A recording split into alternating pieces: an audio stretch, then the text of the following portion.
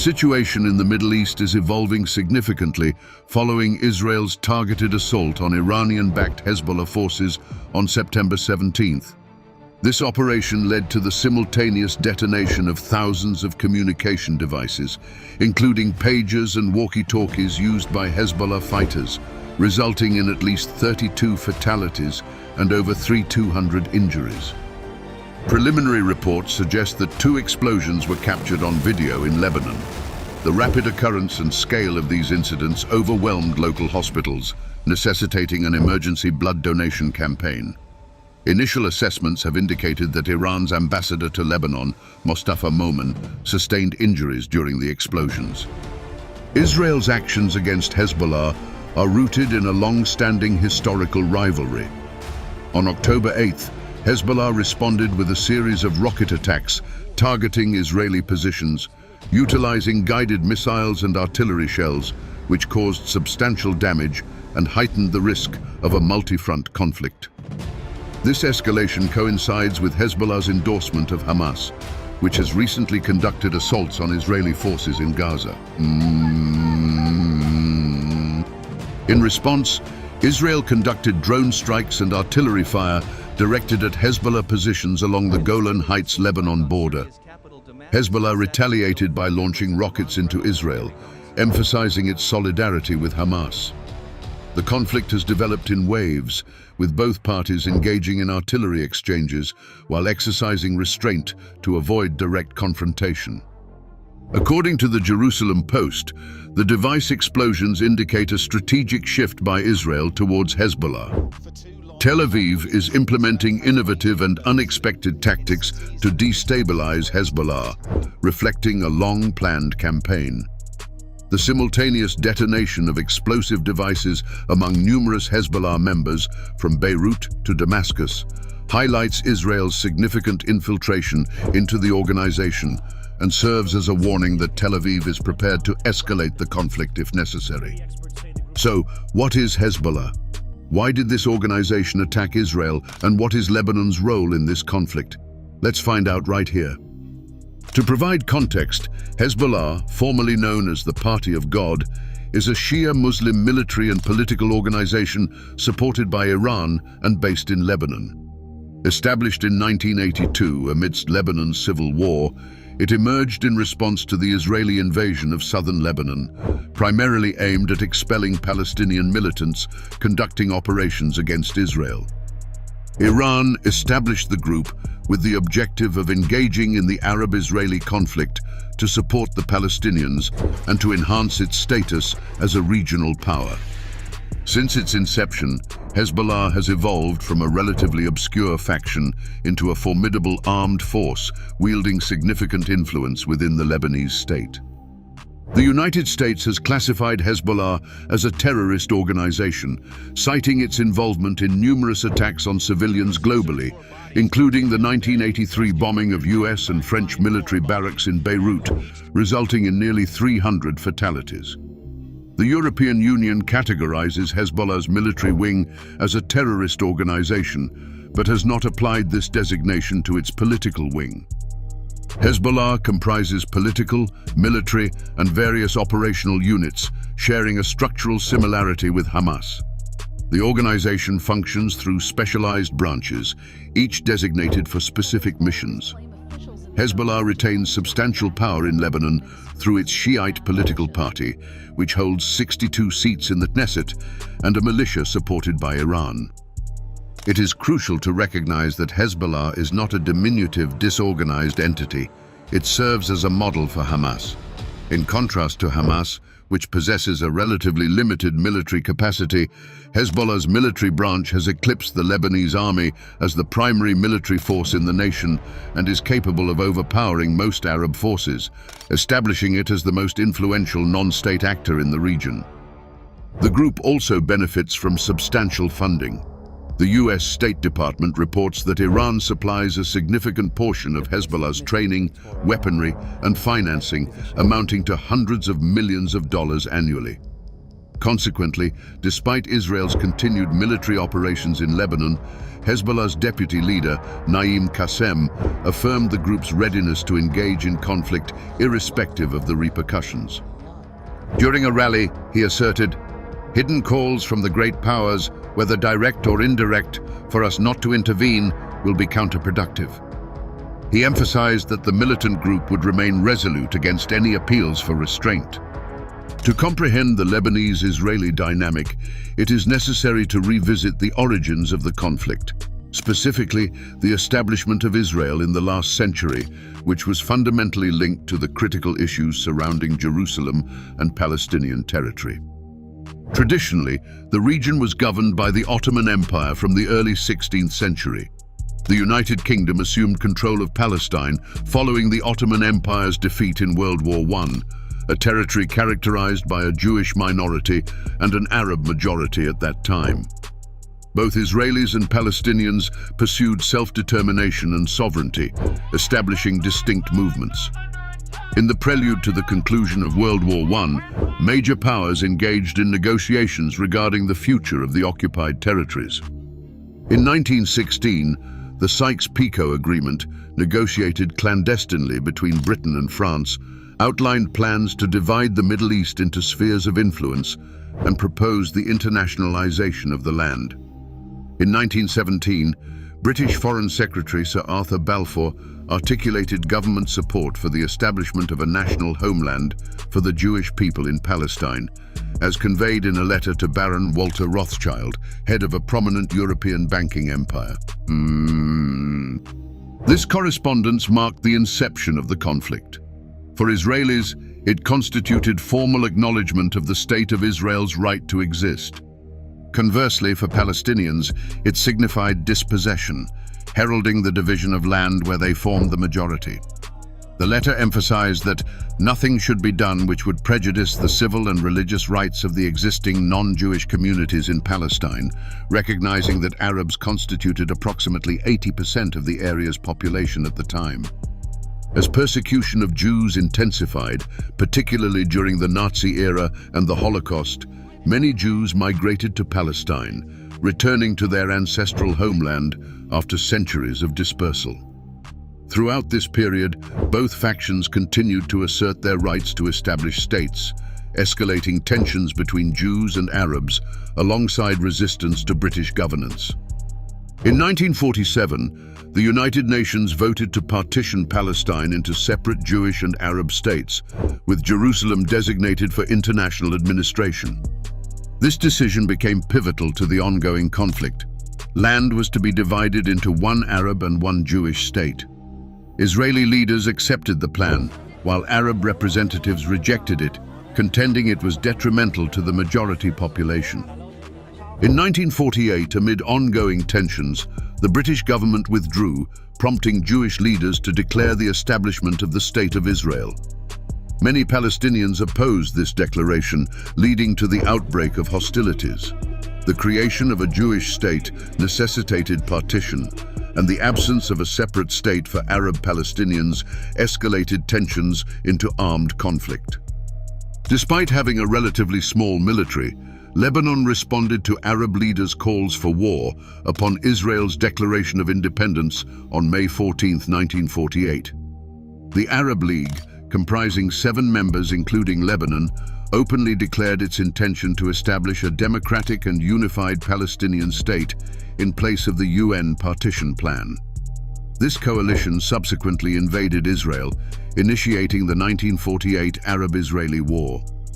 Despite overwhelming population advantages, Egypt, Lebanon, Syria, Jordan, and Iraq were repelled by Israeli forces, who occupied southern Lebanon.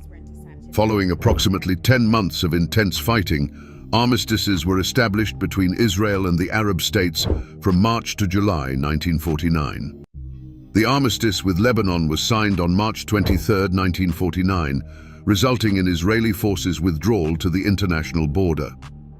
By the end of the war, Israel's controlled territory extended significantly beyond what was allocated under the UN partition plan, encompassing much of the land designated for Palestinian Arabs. All parties to the conflict recognized that the armistice agreements could not be deemed a peace treaty with Israel, nor a final resolution to the conflict, particularly regarding border issues. These agreements were merely a product of a war in which the losing side had minimal influence.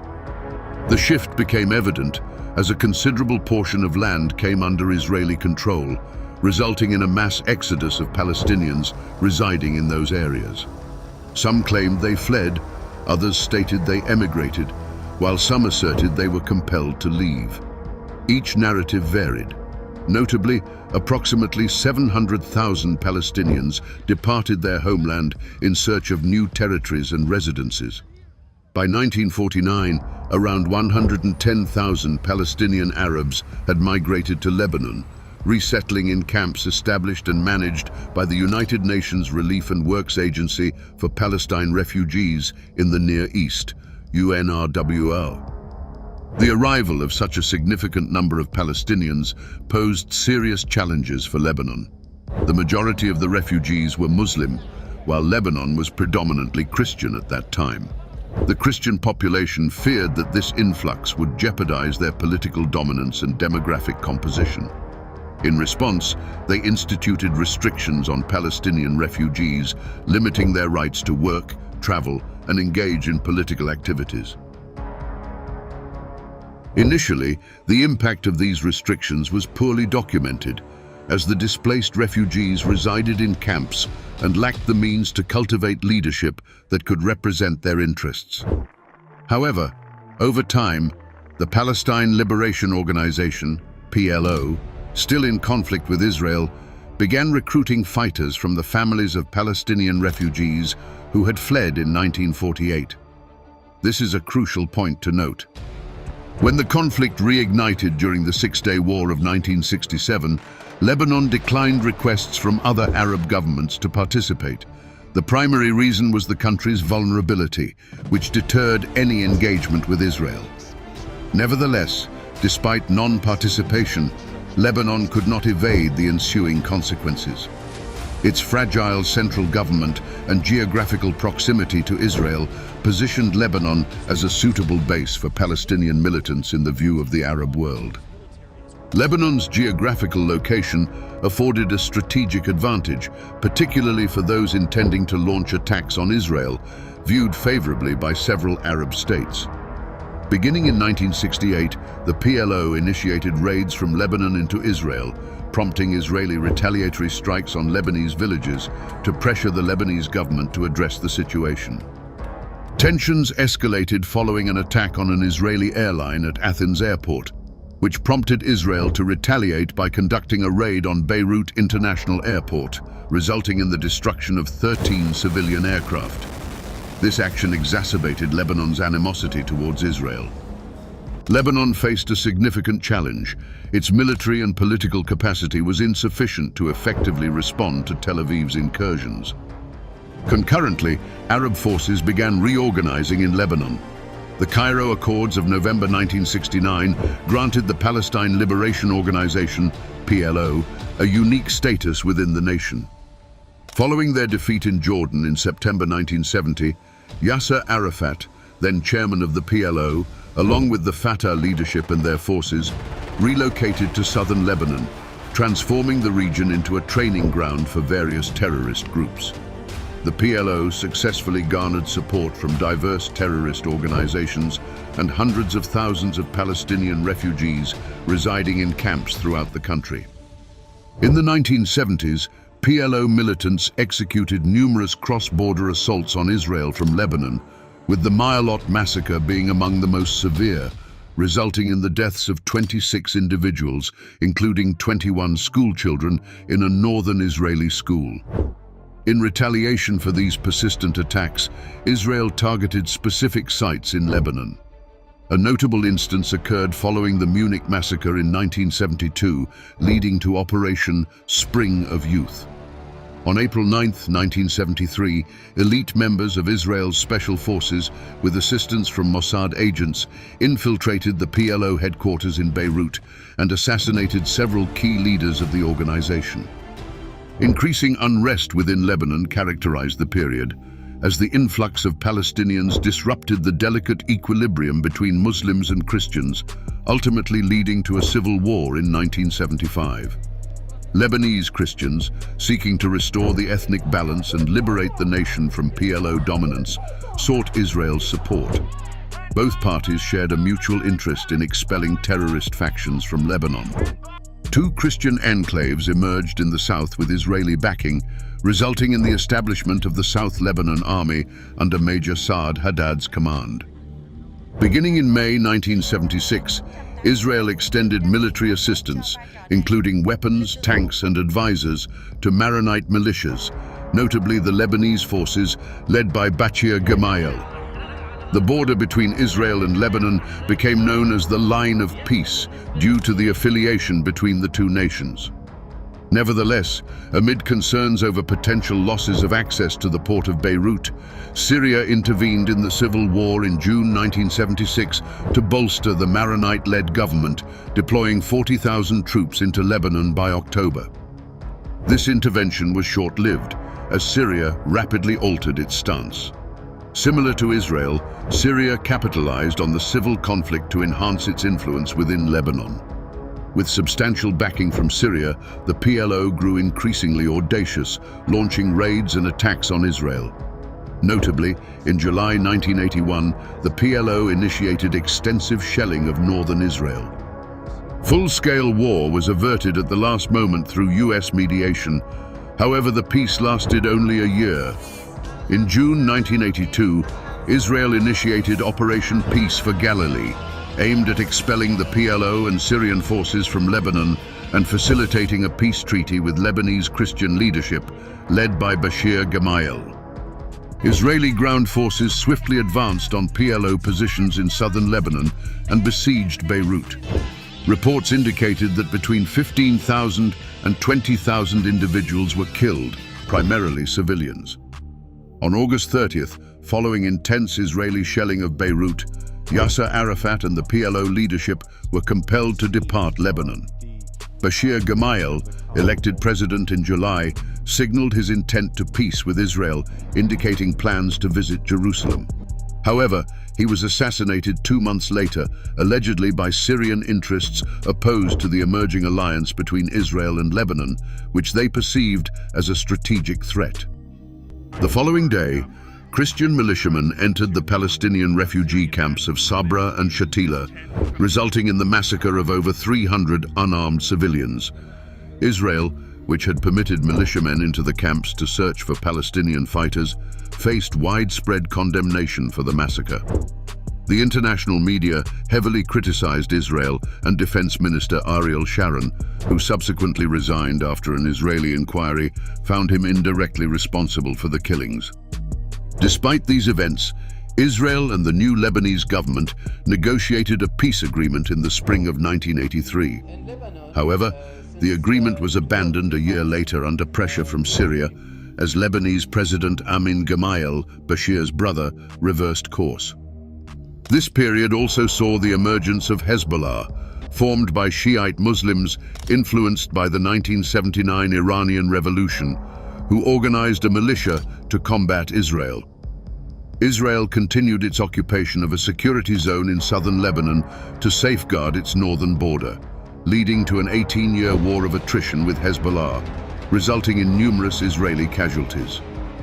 In February 1992, Israel assassinated Hezbollah leader Sheikh Abbas Musawi, succeeded by Sheikh Hassan Nasrallah. Following this, Israel conducted two significant air campaigns, Operation Accountability in 1993 and Operation Grapes of Wrath in 1996, both intended to counter repeated rocket attacks on northern Israel, though they produced no lasting effects. In May 2000, Israel withdrew its forces from Lebanon to the international border, an action sanctioned by the United Nations. This withdrawal resulted in the establishment of the Green Line, a demarcation between Lebanon and Israel, as well as between Lebanon and the Golan Heights. Announced by the United Nations on June 7, 2000, this line was designed to verify Israel's complete withdrawal from Lebanon, though it was regarded as provisional and not recognized as an official border. In this environment, Hezbollah relocated its militias to the border and, following the precedent set by the PLO, established a state within a state in southern Lebanon. In September 2004, the United Nations Security Council adopted Resolution 1559, calling for the withdrawal of Syrian troops from Lebanon and the disbandment of all militias, including Hezbollah. While Syria and Hezbollah initially disregarded the resolution, Syria was ultimately compelled to withdraw under international pressure following a series of controversial actions. Expectations for peace were unmet. In the 6 years post-Israel's withdrawal, Hezbollah, backed by Syria and Iran, amassed an estimated force of 12,000 to 14,000 Katyusha rockets capable of targeting various Israeli cities and towns. Operating under the Katyusha umbrella, Hezbollah fighters engaged in cross-border attacks, operating under the assumption that Israel would avoid strong retaliation to prevent significant civilian casualties. Additionally, both Iran and Syria leveraged Hezbollah as a means to pressure Israel and intimidate critics in the international arena.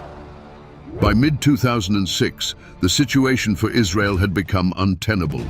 High tensions required only a singular incident to ignite the conflict, which transpired in July 2006, leading to significant escalation. On July 12th, Hezbollah initiated rocket attacks against the border village of Zarit and Israeli military positions along the coast. During this period, a Hezbollah unit crossed the border from Lebanon into Israel, ambushing 2 Israeli military vehicles. This resulted in the deaths of 3 Israeli soldiers and the capture of 2 others. Hezbollah subsequently demanded the release of Lebanese prisoners held by Israel, including Samir Kuntar, in exchange for the captured soldiers. Fighting erupted along the entire Green Line, with Hezbollah targeting IDF positions in border towns. In response, the Israeli government conducted airstrikes against Hezbollah positions in Lebanon, followed by a ground offensive aimed at eliminating Hezbollah fighters in the southern region. Hezbollah retaliated by launching over 100 Katyusha rockets per day into urban areas in northern Israel throughout the conflict. The war resulted in severe damage, with over 1,000 individuals, including combatants, losing their lives in Lebanon, alongside extensive infrastructure destruction and the displacement of approximately 1 million people. Israel reported 42 civilian casualties from repeated rocket attacks, leading to the displacement of 500,000 residents. Normal life in both Lebanon and northern Israel was significantly disrupted. The conflict concluded on August 12, 2006, with a UN-brokered ceasefire agreement. The Lebanese government committed to regaining control of southern Lebanon from Hezbollah with UN support. However, Israel and Hezbollah have since engaged in sporadic skirmishes, resulting in casualties.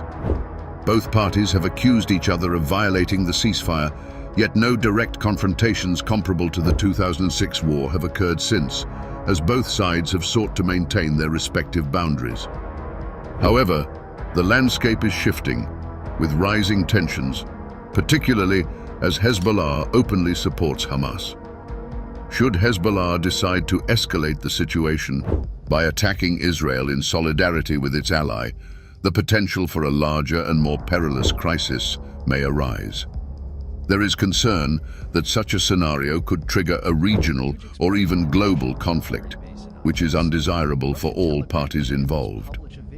Most analysts contend that Hezbollah is unlikely to initiate a full-scale war with Israel, given Israel's superior military capabilities and the strength of its allied nations. A small-scale conflict escalating into war could limit Hezbollah's options and increase the risk of substantial losses. Like many geopolitical situations, the future remains uncertain. Accurate predictions are challenging, especially when Hezbollah signals support for Hamas, as reflected in their message, "Our hearts are with you, our minds are with you, our souls are with you." It is essential to closely monitor the situation and the actions of both sides in the immediate future. Will the recent attack on a series of Israeli electronic devices result in a broader crisis, or can it be contained before further escalation? Comments on this development are welcomed, and we encourage following for updates on the situation in the Middle East and other geopolitical matters. Thank you, and we look forward to future discussions.